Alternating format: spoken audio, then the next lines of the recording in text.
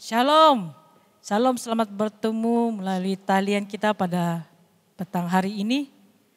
Saya percaya Anda sudah bersiap untuk memuji Tuhan dan juga kita juga sementara juga mendengar firman Tuhan. Ibadah kita akan terus berlangsung dan saya percaya walaupun Anda di mana, kita sudah siap hati kita bersama-sama beribadah. Lambai-lambaikan tangan Anda, mari kita kata sama-sama walaupun saya tidak nampak kalian. Shalom, haleluya. Ya, inilah salah satu kerinduan kita untuk bersama-sama menanti hari Minggu bersama-sama dengan jemaat Tuhan beribadah di hadapan Tuhan. Saya mengajak kita berdoa sebelum kita langsungkan kita punya ibadah petang hari ini. Mari kita berdoa, satukan hati kita di hadapan Tuhan. Haleluya Tuhan. Terima kasih ya Bapa. Terima kasih Yesus. Bapa yang kami sembah, Bapa yang kami kenal di dalam nama Tuhan Yesus Kristus. Sekali Tuhan kami mengucap syukur di hadapan-Mu ya Tuhan. Kami mengucap syukur sepanjang minggu ini Tuhan. Engkau menyertai dalam kehidupan kami. Bahkan kami menanti minggu ini ya Bapa. Minggu-minggu yang kami beribadah bersama Tuhan. Di datang hadapan-Mu ya Bapa. Kami naikkan lagu-lagu ini ya Bapa untuk menyenangkan hati-Mu ya Tuhan. Terima kasih Yesus. Kami rindu Tuhan. Kami rindu lawatan-Mu ya Bapa. Kami serahkan ibadah kami dari awal dan akhirnya Tuhan. Nama-Mu yang dipermuliakan. Haleluya Tuhan. Terima kasih Yesus Kristus. Haleluya Tuhan. Kami serahkan dalam nama-Mu. Dalam nama Yesus Kristus. Amin. Amin. Mari kita naikkan lagu ini. Karena kita sangat rindu di hadapannya. Untuk memuji namanya. Haleluya. Haleluya. Kerinduanku.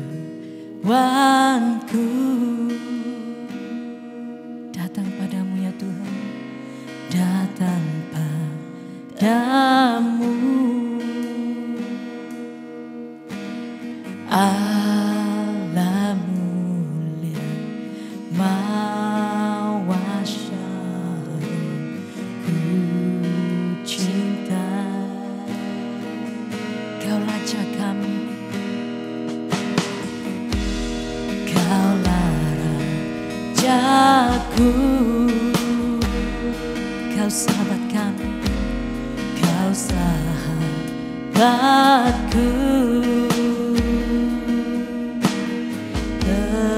terindah, termanis Engkau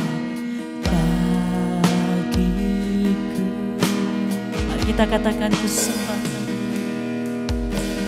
ku sembah Kau dalam roh dan kebenaran. Mari kita katakan sembah Kau. Ku sembah Kau dalam roh dan kebenaran.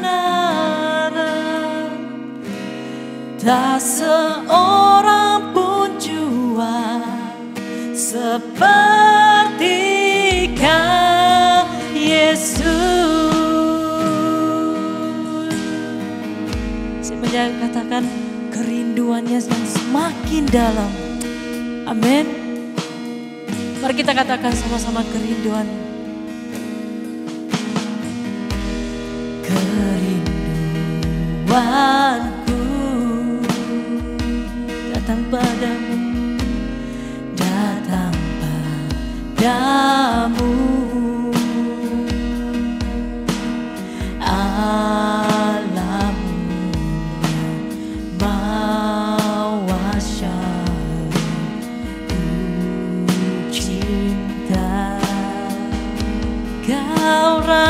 Tuhanku,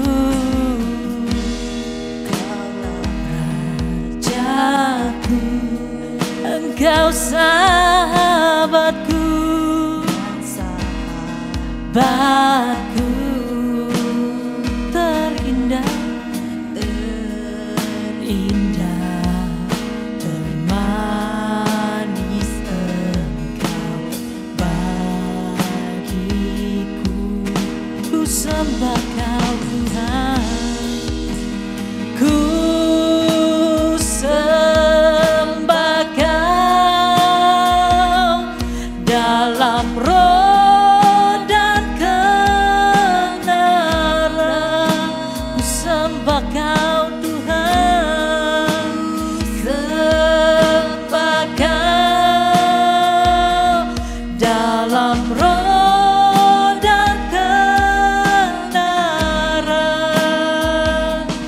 Tak seorang pun jua seperti Kau, Yesus. Mari kita katakan, ku sembah Kau Tuhan, ku sembah Kau dalam roh dan kebenaran. Ku sembah Kau Yesus, sembah Kau dalam terang kebenaran. Tak seorang pun jua seperti Kau, Yesus. Mari kita katakan lebih keras, ku sembah Kau Tuhan, ku sembah Kau dalam roh dan kebenaran. Kami sembah-Mu Tuhan, sembah Kau dalam roh dan kebenaran. Tak seorang pun jua seperti Kau, Yesus.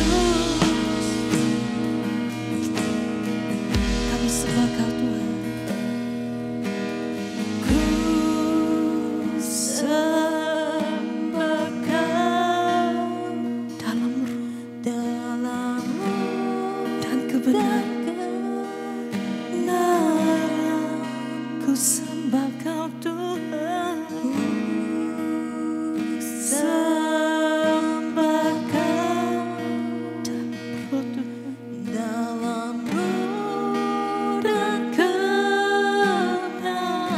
Tak seorang seperti-Mu Yesus, tak seorang pun jua. Mari kita katakan, seperti Kau Yesus. Mari kita katakan lebih keras, ku sembah Kau Tuhan, ku sembah Kau dalam roh dan kebenaran. Ku sembah Kau Yesus, ku sembah Kau dalam roh kebenaran Tuhan, dalam roh dan kebenaran. Tak seorang pun jua seperti Kau, Yesus. Mari kita katakan, ku sembah Dia, ku sembah Kau. Ini kami Tuhan dalam roh, dalam roh dan kebenaran. Haleluya.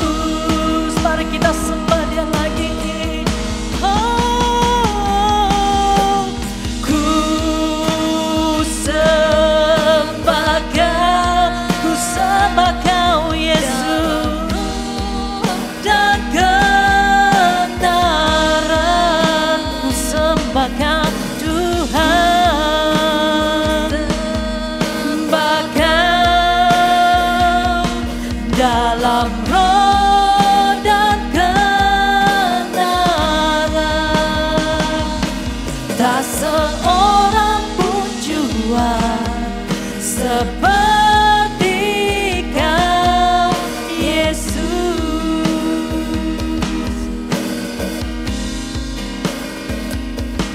Tak seorang pun jua seperti Kau, Yesus. Tak seorang pun jua, tak seorang pun jua seperti Kau, Yesus. Tak seorang pun jua Tuhan seperti-Mu, Yesus. Ini kami ya Tuhan, kami mau menyembah-Mu dalam roh dan kebenaran. Ini kami Tuhan, lawat kami ya Bapa, lawat secara pribadi kami ya Tuhan. Kami sembah-Mu ya Tuhan, haleluya. Kami sembah-Mu Yesus. Sekali lagi kami Tuhan, kami mau datang di hadapan-Mu lagi sekali lagi Tuhan. Kami rindu Tuhan. Inilah kami Tuhan. Kini kami mau datang menyembah-Mu ya Bapa. Untuk menyenangkan hati-Mu ya Tuhan. Haleluya. Terima kasih Tuhan. Terima kasih kami punya kesempatan untuk menyembah-Mu Tuhan. Kami tahu Tuhan bahwa Engkau ada di tengah-tengah kami. Amin. Haleluya. Mari kita naikkan lagu ini ya Tuhan. Kekasih. Yesus adalah kekasih sejati kita. Haleluya. Mari kita tepuk tangan untuk Allah kita yang duduk di atas takhta. Amin.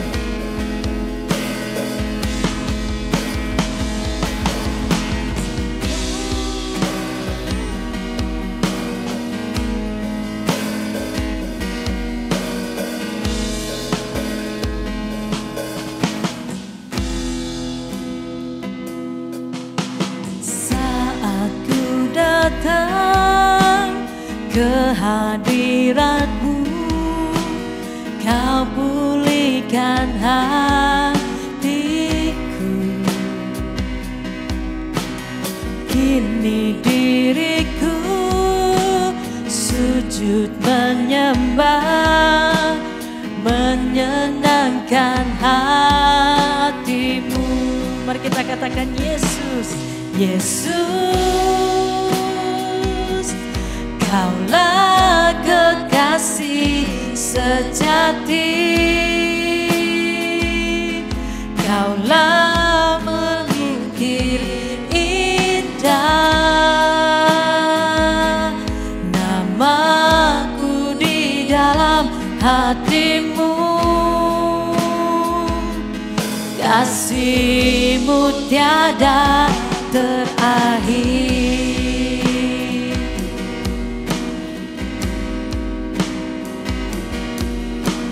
Mari kita naikkan lagu ini sekali lagi saat kami datang ke hadapan-Mu ya Tuhan. Saat ku datang ke hadirat-Mu, Kau pulihkan hatiku. Kini diriku sujud menyembah, menyenangkan hati-Mu. Mari kita katakan Yesus,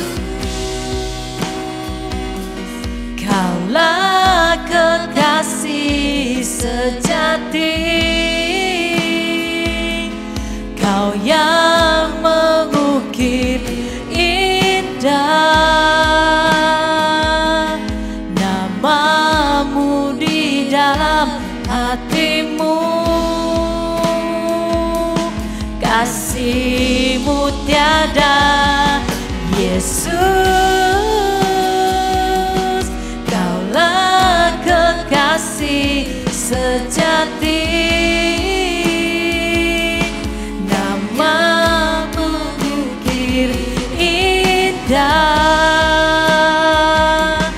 namaku di dalam hatimu, kasih-Mu tiada. Mari kita katakan, Yesus, Kaulah kekasih sejati, Kau yang mengukir indah, namaku di dalam hatiku, kasih-Mu tiada terakhir.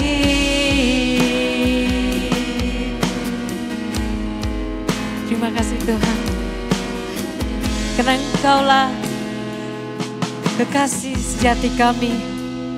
Wow, haleluya Tuhan. Terima kasih Yesus, karena Engkau sudi menjadi kekasih kami. Terima kasih Tuhan. Bapa,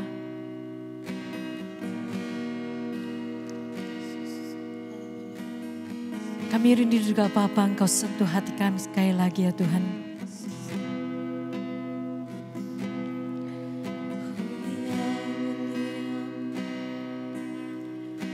Seperti mana yang lebih Engkau tahu Tuhan,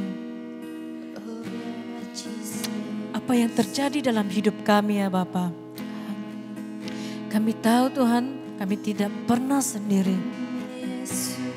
Karena Engkau Tuhan yang setia, yang selalu menopang kami, yang selalu menyertai dalam hidup kami. Terima kasih Yesus. Haleluya Tuhan. Betapanya kami cinta Engkau Tuhan. Kami mau cinta lebih Engkau Tuhan. Karena Engkau lebih-lebih mencintai kami ya Bapa. Haleluya.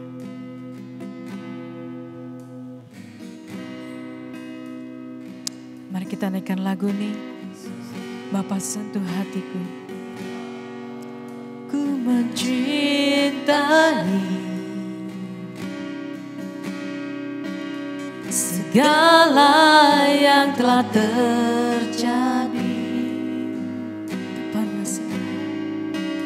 Tak pernah sendiri jalani hidup ini, selalu menyertai. Betapa ku menyadari, betapa ku menyadari di dalam hidupku, di dalam hidupku ini,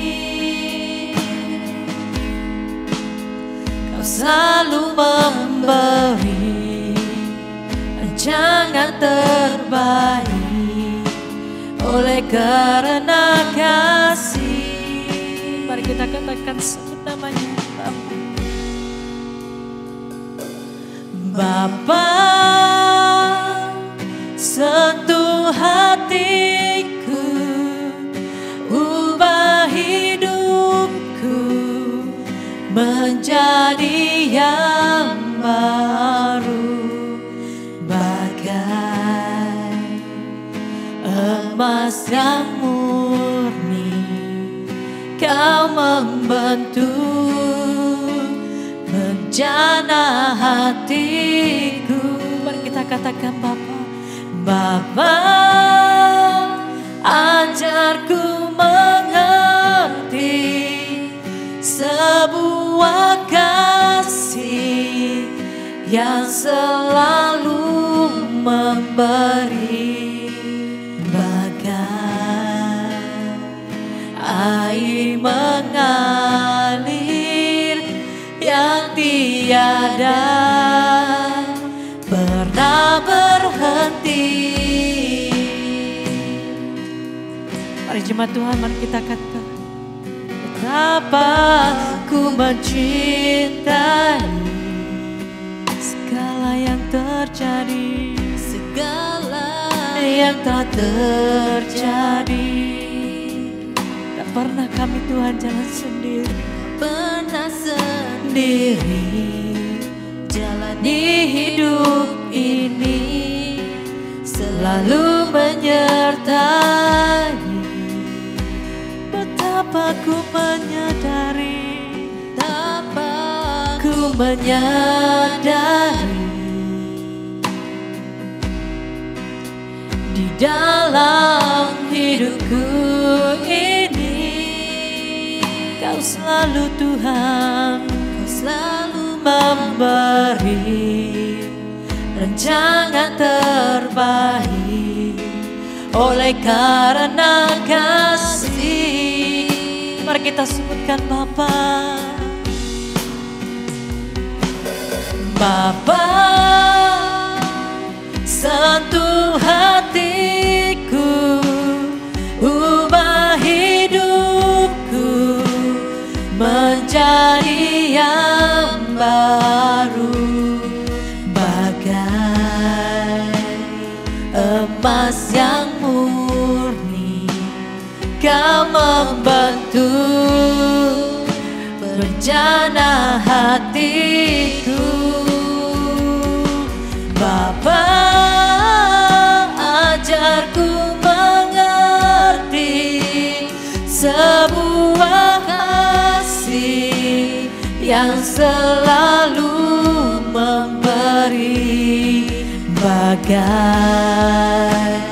air mengalir yang tiada pernah berhenti. Mari kita panggil Dia Bapa. Bapa, sentuh hatiku, ubah hidupku menjadi yang baru, bagai emas yang murni. Kau membentuk bencana hatiku. Katakan Bapa,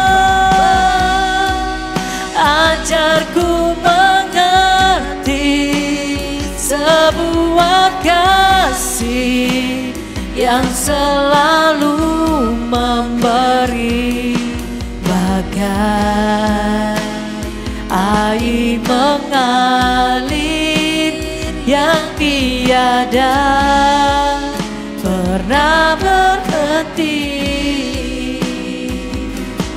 bagai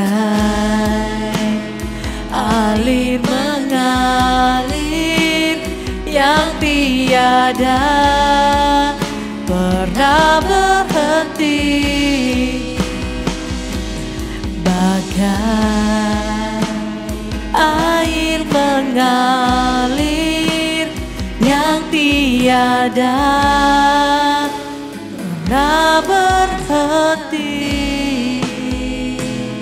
Benar Tuhan,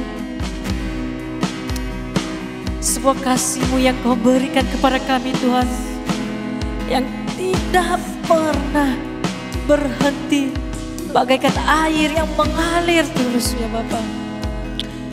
Terima kasih karena kasih setia-Mu ya Tuhan dalam kehidupan kami. Biarlah Engkau Tuhan yang terus membentukkan hati kami ya Bapa. Ajari kami ya Tuhan. Ajari kami dengan firman-Mu ya Bapa. Sebentar kami akan mendengar firman-Mu ya Bapa. Urapilah hamba-Mu yang akan menyampaikan firman pada minggu ini ya Tuhan. Engkau memberikan hikmat bijaksana dari surgawi. Setiap apapun yang Dia katakan itu melalui dari hati isi-Mu ya Bapa. Terima kasih Engkau ya Tuhan. Kami siap menerima firman-Mu ya Bapa. Karena firman-Mu adalah pelita dalam kehidupan kami. Terima kasih Yesus. Terima kasih Roh Kudus. Hanya di dalam nama-Mu kami berdoa demi nama Yesus. Amin. Amin.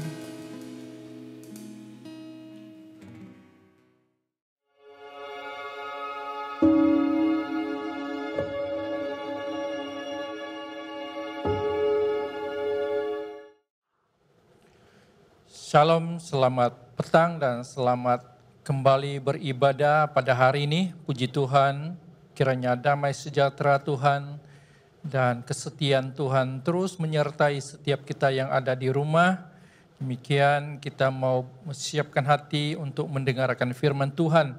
Sebelum itu kita dengar dulu beberapa pengumuman. Kali ini pengumumannya tidak banyak, cuma untuk sebagai peringatan bagi kita. Dan sebagaimana setiap hari Ahad jam 1 petang ya kita adakan online. Jadi diminta Anda selalu berdisiplin ataupun belajar untuk menetapkan waktu ini sebagaimana kita akan datang untuk beribadah bersama-sama di online baik di mana Anda saja berada.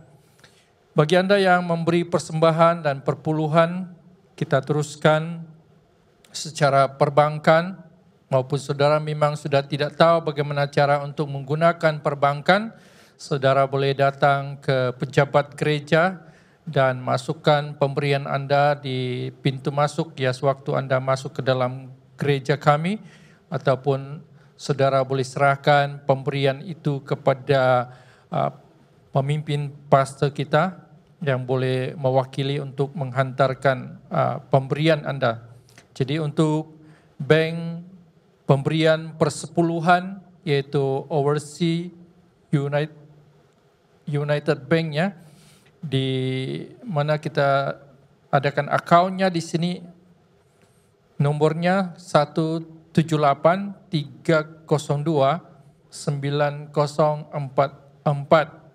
Nah untuk pemberian misi dan juga pemberian yang lain, saudara boleh masukkan ke bagian public bank Berhad dengan nomor akaun 319870-029.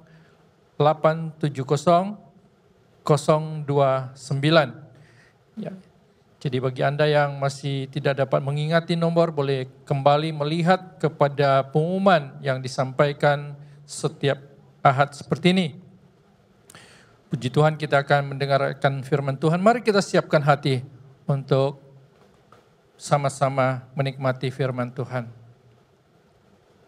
Selamat datang kembali, dan pada minggu yang pertama di mana saya sudah sampaikan firman Tuhan sebagaimana untuk pengenalan tentang Injil Markus, di mana kita coba untuk mau menyampaikan tema itu memiliki pikiran Kristus. Kita ingin coba dapatkan daripada Injil Markus ini apakah ada juga sesuatu yang boleh kita dapati daripada ajaran Yesus tentang hal itu. Jadi pada petang hari ini tema kita sekali lagi adalah memiliki pikiran Kristus. Ya. Jadi di dalam 1 Korintus pasal 2 ayat 10 hingga 16 saya ingin membacakan bagi Anda sebelum kita melihat kepada isi kandungannya.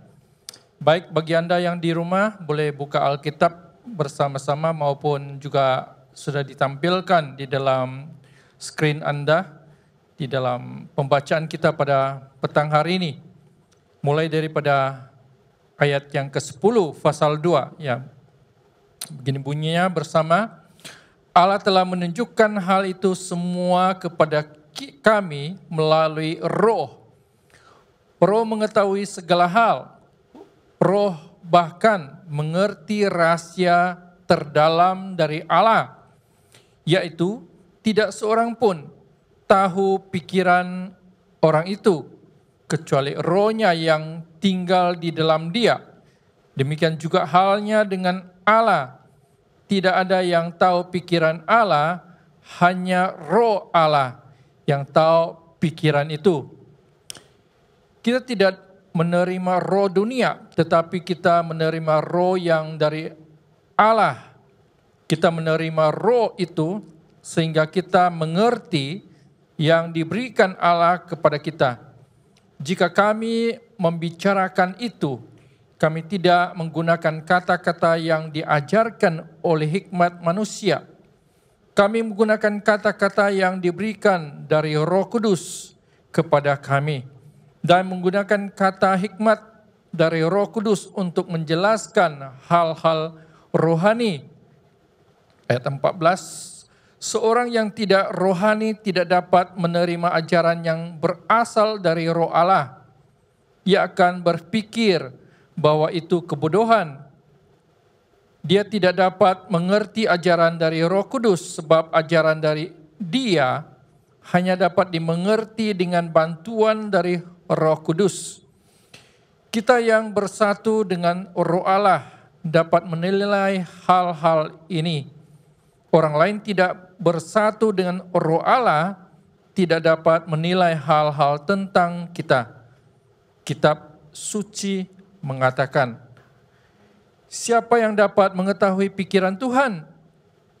Siapa yang dapat memberikan nasihat kepada Dia? Kepada kami telah diberikan cara Kristus berfikir. Mari kita berdoa.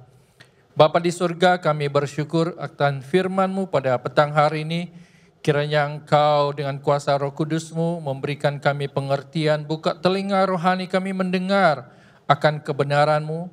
Demikian pikiran rohani kami memiliki pikiran Yesus dan hati rohani kami sebagaimana tanah yang subur yang dimana firman-Mu akan ditaburkan di atasnya menghasilkan buah 10 kali ganda, 60 kali ganda, dan 30 kali ganda. Kami serahkan masa tempat ini, biar Roh Kudus-Mu bekerja, sembunyikanlah hamba di balik salib-Mu, biar kemuliaan kuasa kebenaran dinyatakan buat kami. Di dalam nama Yesus Tuhan dan Juru Selamat, kami sudah berdoa. Amin. Nah, sebagaimana dalam pembacaan tadi, penjelasan mengenai ajaran Paulus sebenarnya kalau saudara memperhatikan di dalam 1 Korintus ini, waktu permulaan Paulus memperkenalkan dirinya adalah sebagai seorang rasul yang dipanggil dan yang dipilih oleh Tuhan untuk menyatakan berita Injil. Makanya waktu dia menuliskan surat ini kepada jemaat di Korintus, ramai di antara mereka masih hidup dalam keduniawian. Oleh sebab itu Paulus mengatakan mereka adalah Kristen duniawi.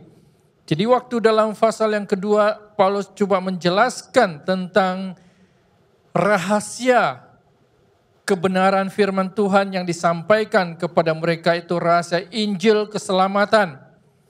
Tetapi Paulus mengatakan demikian karena ramai di antara mereka masih belum memahami maksudnya. Oleh sebab itu Paulus ingin memberikan penekanan bahwa apa yang dia ajarkan itu bukan daripada hikmat dan pengertiannya sendiri, melainkan itu adalah daripada hikmat dan pengwahyuan daripada Roh Kudus kepadanya yang dia ajarkan kepada mereka supaya mereka mengerti tentang rahasia kebenaran firman Tuhan itu. Nah, apa yang disampaikan itu semuanya berasal daripada pikiran Roh Allah sendiri. Makanya dia katakan kalau pikiran manusia hanya boleh mengerti pikirannya sendiri, maka pikiran Allah kita boleh memahami daripada sudut pandangan Roh Allah sendiri. Sudah tentu ya, seperti mana kalau pikiran Anda sendiri, saudara tahu apa yang sedang saudara pikirkan hari ini. Ataupun pada saat ini juga sedang duduk di mana Anda tahu apa yang sedang Anda pikirkan. Tetapi kita tidak dapat memahami pikiran Tuhan.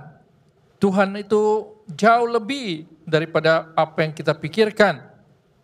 Masalahnya, jemaat di Korintus masih manusia duniawi. Mereka tidak dapat memahami dan menerima ajaran rohani ini. Makanya walaupun setelah kita terima Yesus, biasanya kadang-kadang kita waktu membaca firman Tuhan, masih kita tidak dapat memahami apa maksudnya. Betul kan? Saya percaya ramai di antara kita yang sampai hari ini walaupun sudah 10 tahun, 20 tahun menjadi orang Kristen, tapi masih belum memahami. Mungkin daripada masalah ini adalah karena pikiran kita harus mendapatkan transformasi sehingga pemikiran kita itu boleh disamakan dengan pikiran Yesus. Apakah itu mungkin? Nah, siapa yang dapat mengetahui pikiran Tuhan? Sudah tentu tidak ada seorang pun. Siapa yang dapat memberikan nasihat kepada Tuhan? Tidak ada. Tetapi apa yang boleh kita miliki adalah kita memiliki cara Kristus berpikir hari ini. Jadi untuk memiliki cara Yesus berpikir di dalam penjelasan Paulus dalam pasal 2 ini, kita akan lihat daripada ayat yang kelima, ada 5 perkara ya yang dapat kita lihat tentang pikiran Kristus. Yang pertama, dalam ayat 5 dan 6 mengatakan pikiran Kristus bertolak belakang dengan hikmat manusia. Maksudnya ia tidak sama. Pandangan Tuhan, pemikiran Tuhan itu tidak sama dengan pandangan dan pikiran kita.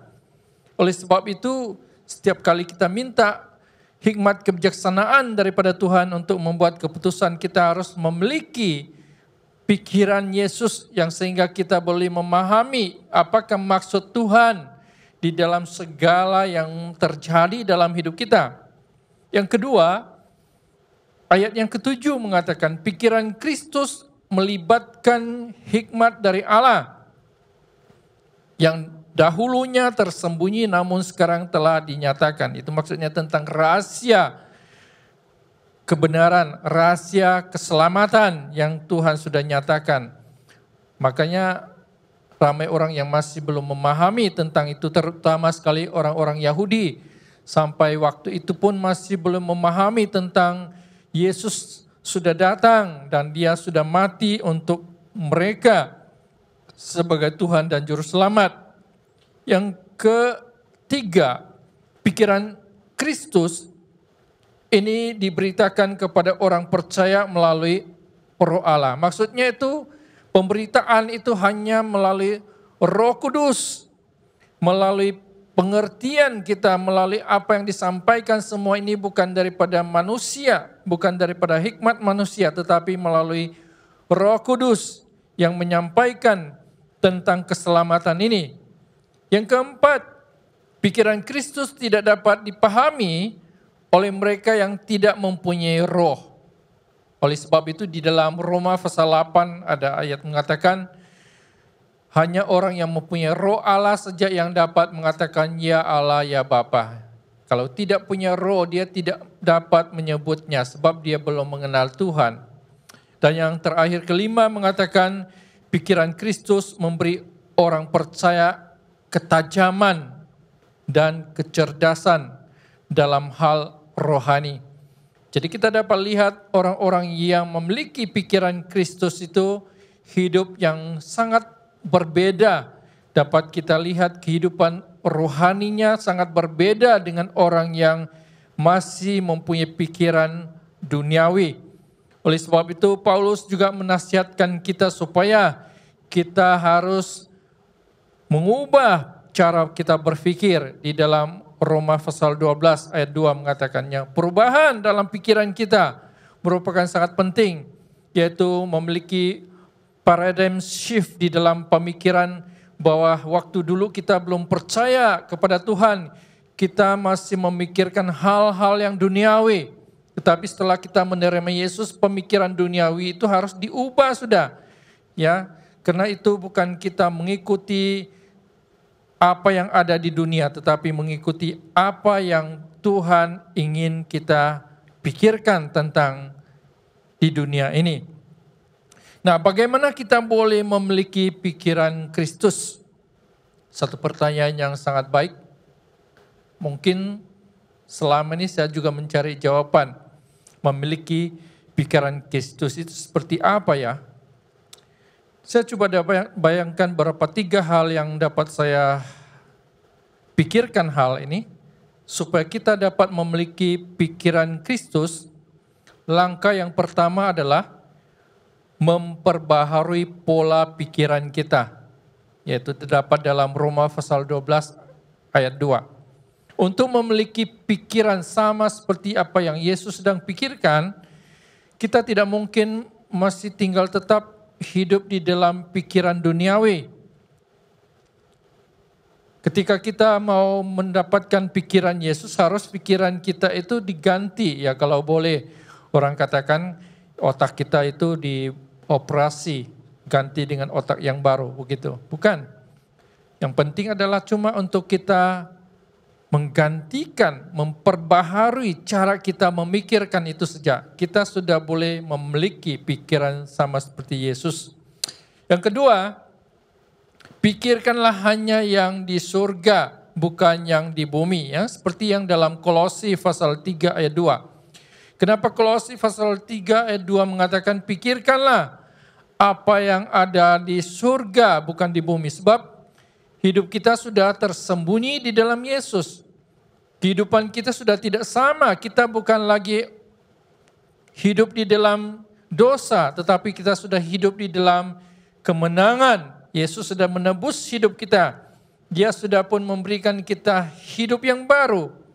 Makanya dalam keadaan hidup yang baru seharusnya pikiran kita juga jangan seperti dulu. Saya dapati banyak orang seperti jemaat yang datang ke gereja, khususnya gereja-gereja yang selalunya adanya penetua ataupun pemimpin-pemimpin gereja. Mereka selalu memilih orang-orang yang mempunyai kedudukan. Contohnya mungkin mereka bekerja di bank kah, ataupun mereka sebagai lawyer kah, atau sebagai pemimpin yang mereka punya pekerjaan yang baik di luar kah, sebagai accountant kah. Itu mereka selalu pilih orang ini sebagai ahli majelis dalam memimpin gereja. Tetapi belum tentu orang-orang seperti ini memiliki pikiran Kristus. Oleh sebab itu, makanya bila sesuatu kita bincangkan di dalam pelayanan, selalunya kadang-kadang adanya pertentangan. Sebab mereka membawa pikiran dunia, mereka membawa pandangan mereka daripada pengalaman mereka di dunia untuk dimasukkan di dalam pelayanan. Nah, itu akan menjadikan kacau. Makanya setiap orang kita yang menjadi orang Kristen, kita harus mempunyai perubahan di dalam pemikiran kita. Sehingga apa juga yang kita rancangkan, apa yang kita ingin cadangkan, apa yang kita ingin lakukan, semua itu harus berdasarkan pikiran daripada Yesus. Nah, yang ketiga, bagaimana kita boleh memiliki pikiran Kristus adalah di atas segala-galanya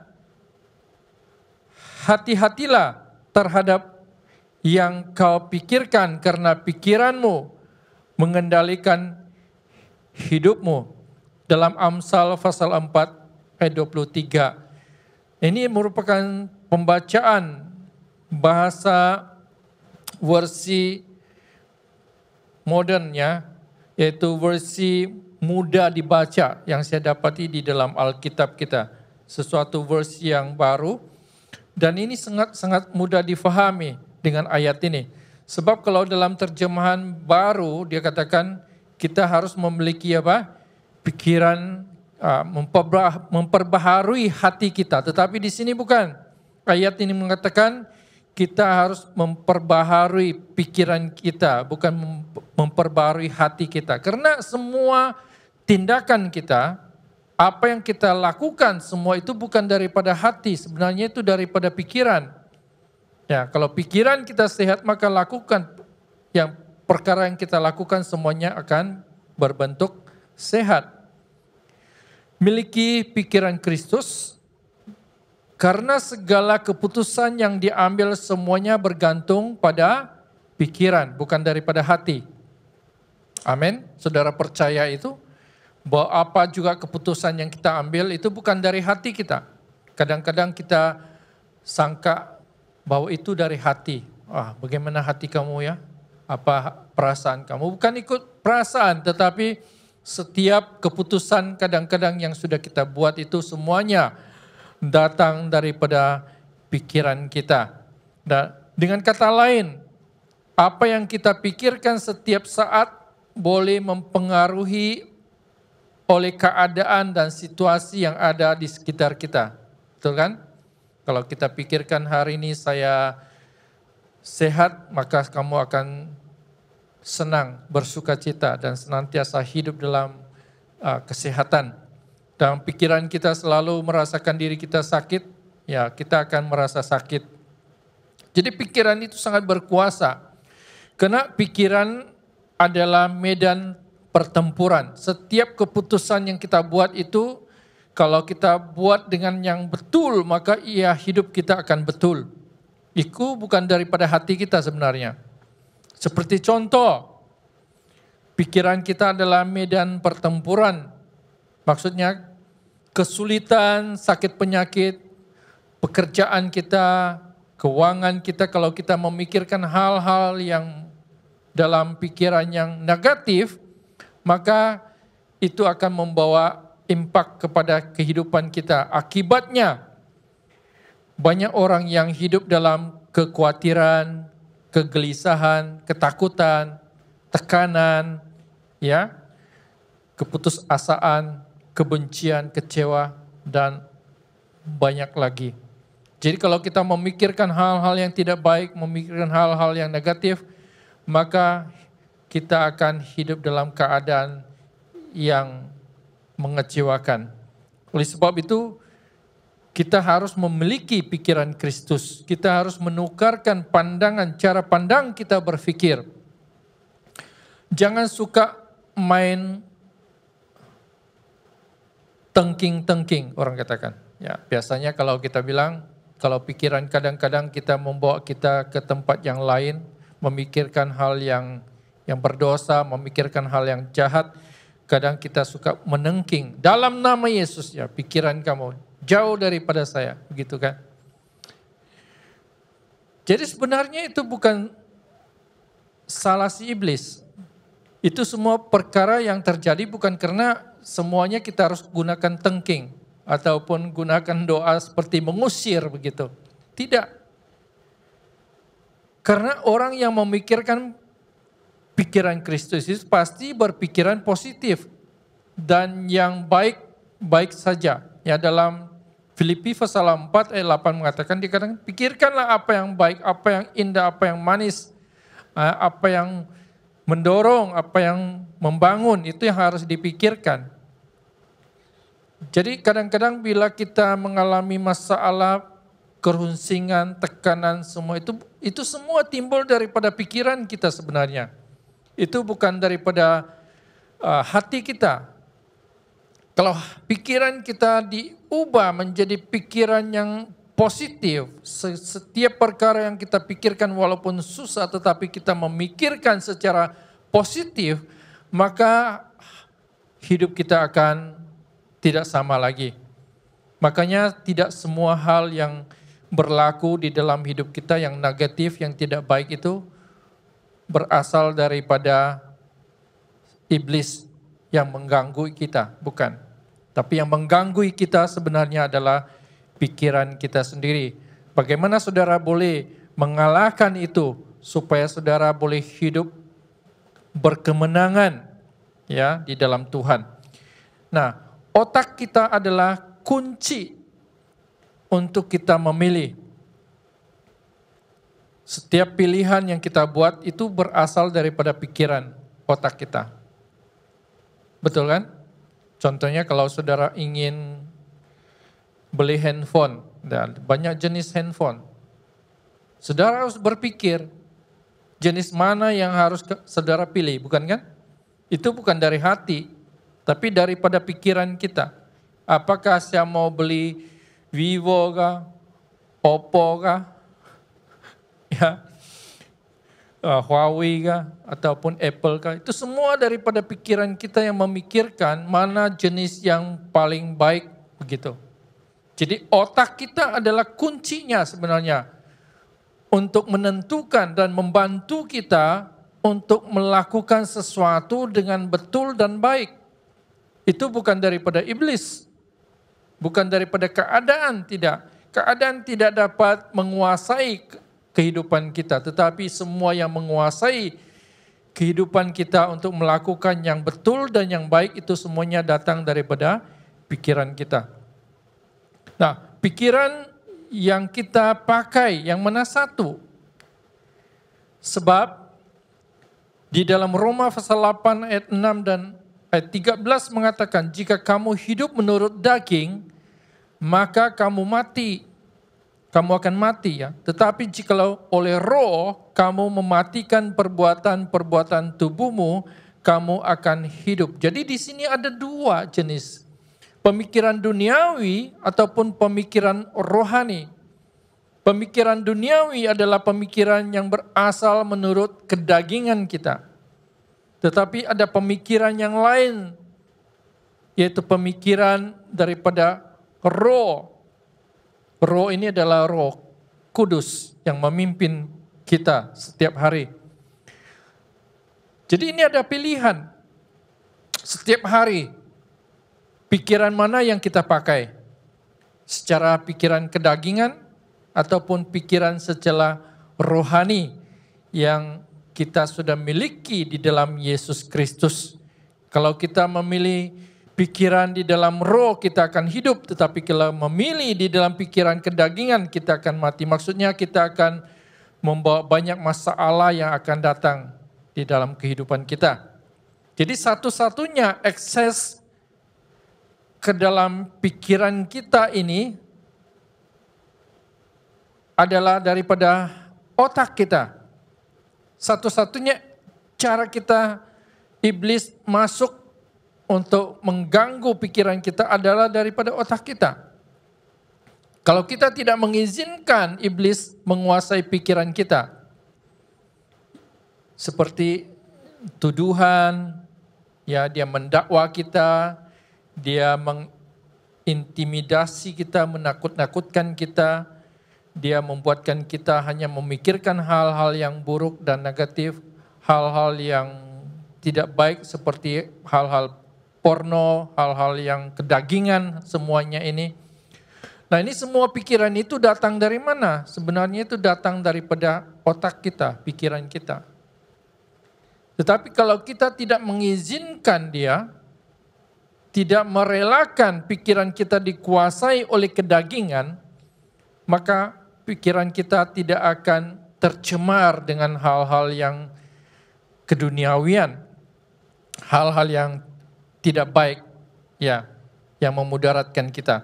Oleh sebab itu kita harus menaruh pikiran dan perasaan kita kepada Kristus. Hendaklah kamu dalam hidupmu bersama menaruh pikiran dan perasaan yang terdapat juga di dalam Yesus Kristus. Amin. Jadi kita mau belajar daripada hal ini, bagaimana kita memiliki pikiran Kristus, sebagaimana Yesus telah diuji ataupun dicobai oleh si iblis dengan memberikan tawaran yang begitu baik kepada dia, keinginan daging dan kemewahan dunia. Tetapi Yesus tidak memilih itu, sebab dia tahu bahwa itu adalah cara iblis coba untuk mempengaruhi pikirannya.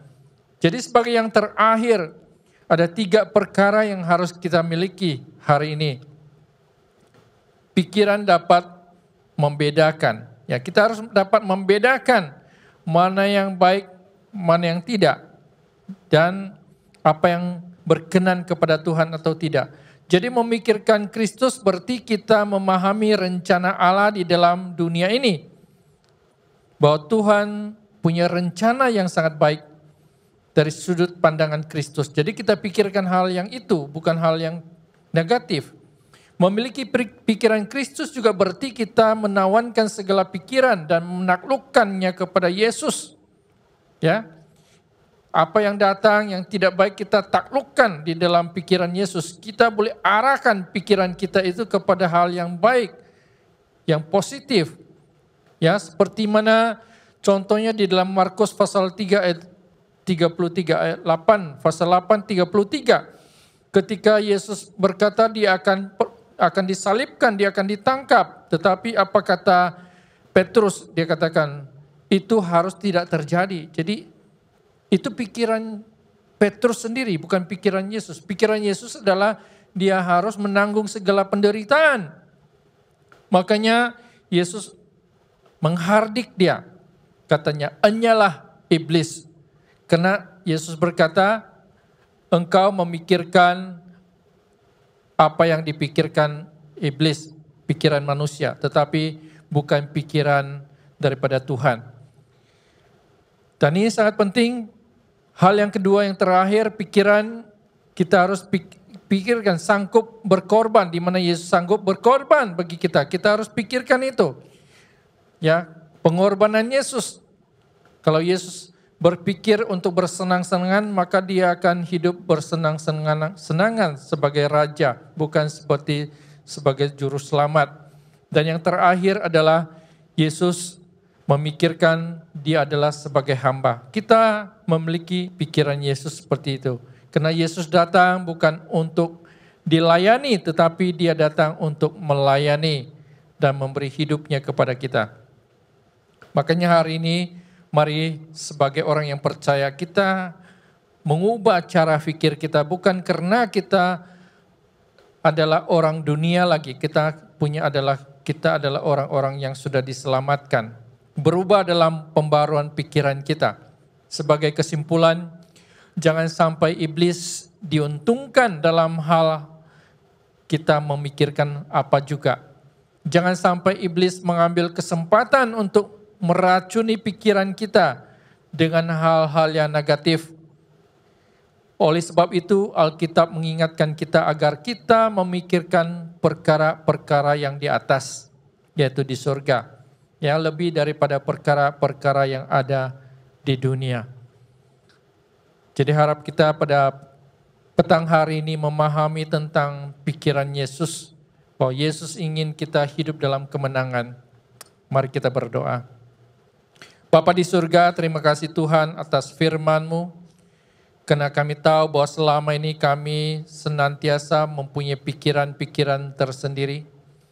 Setiap kali kami memikirkan hal-hal yang kami ingin lakukan, kami merasakan itu yang terbaik bagi kami. Tapi Tuhan, biar pada petang ini Engkau memberikan kami pengertian, hikmat, kebijaksanaan untuk memikirkan hal-hal tentang Tuhan. Sesuatu yang kami lakukan, rencana ataupun perkara yang kami ingin buat keputusan, biar semuanya itu menurut kehendak Tuhan, dalam pikiran Tuhan, dalam sesuai rencana-Mu Tuhan. Agar hidup kami berjalan dalam kehendak Tuhan. Terima kasih Bapa, berkati kami semua yang ada, yang hadir di rumah, akan terus menikmati pertolongan-Mu, perlindungan-Mu, senantiasa ada bagi kami. Di dalam nama Yesus, Tuhan dan Juru Selamat, kami sudah berdoa. Amin. Baik saudara yang kasih dalam Yesus, jumpa lagi minggu depan. Tuhan memberkati.